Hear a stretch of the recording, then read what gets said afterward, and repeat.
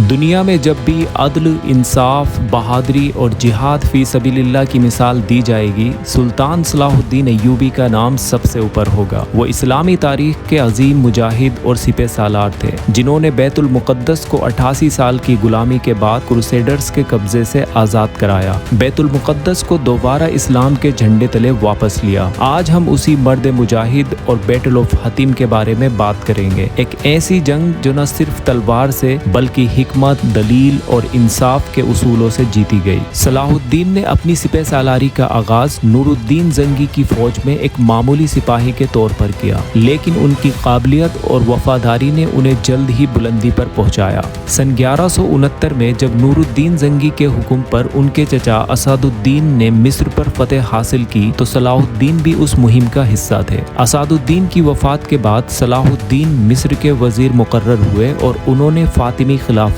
جو اس وقت شیعہ عقیدے پر قائم تھی، اس کا خاتمہ کیا اور وہاں سنی اسلام کو دوبارہ قائم کیا۔ اور سن 1174 میں نور الدین زنگی کی وفات کے بعد صلاح الدین نے شام، مصر، عراق کے علاقوں کو ایک سلطنت میں شامل کیا۔ یہ اسلامی دنیا کا ایک ایسا طاقتور مرکز بنا جو کروسیڈرز کے لیے ایک خوف کا سبب بن گیا۔